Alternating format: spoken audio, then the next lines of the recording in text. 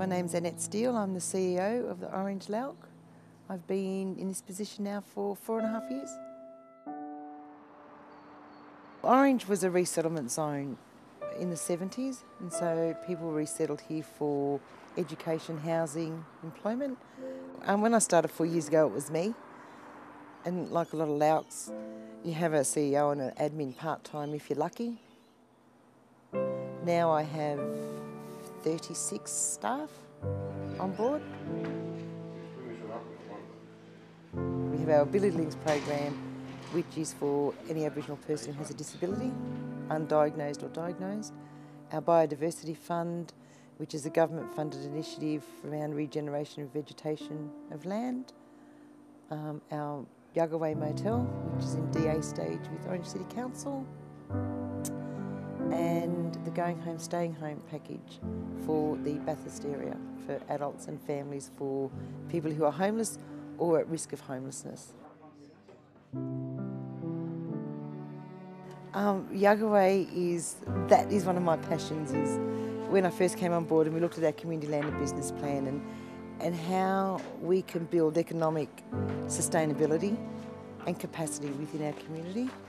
And we had the land there, and there was always a conversation about what do we do with it, what do we put on that land, what can we do?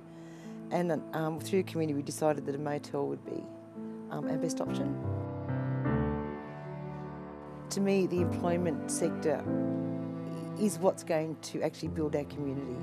We know what getting a job for one person does, but what it does for a family and a community, and all of those things that it brings into play, to me is what's going to build and strengthen us as a community and as an Aboriginal people, and break those stereotypical views of Aboriginal unemployment.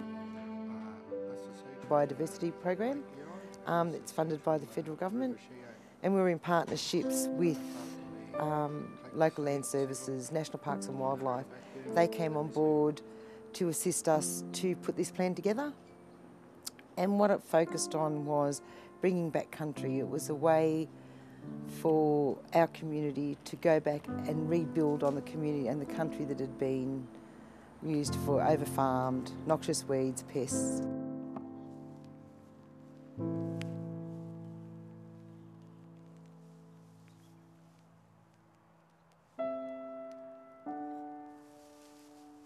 I'm Josh Patterson. I'm a Wiradjuri fella. I lived here most of my life. I work for Gumbawa and Nurrumbung, which is bringing back country. I do seed collection, propagation. At the moment we've just been taught traditional fire burning, so I'm just putting that into practice at the moment.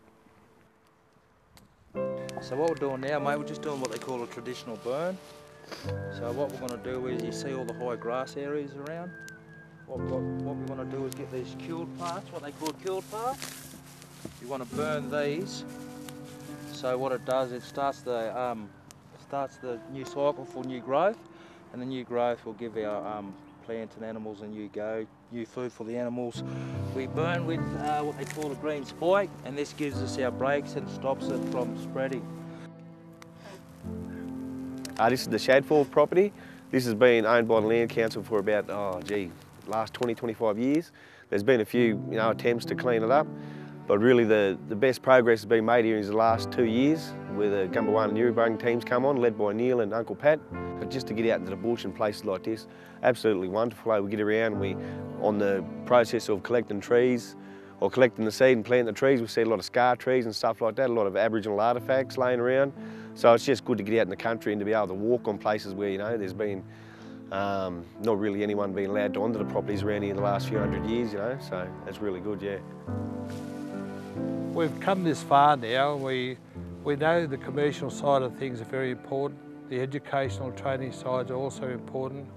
But I think that we need to get back to our traditional roots. Our cultural values and practices need to be the main point of what we do. And caring for country simply means we're not only making the country healthy, but we also it's making our people a lot healthier as well. The young generation, they're our future. They are the ones that we can build, we can grow. They're the ones who are going to move our communities forward.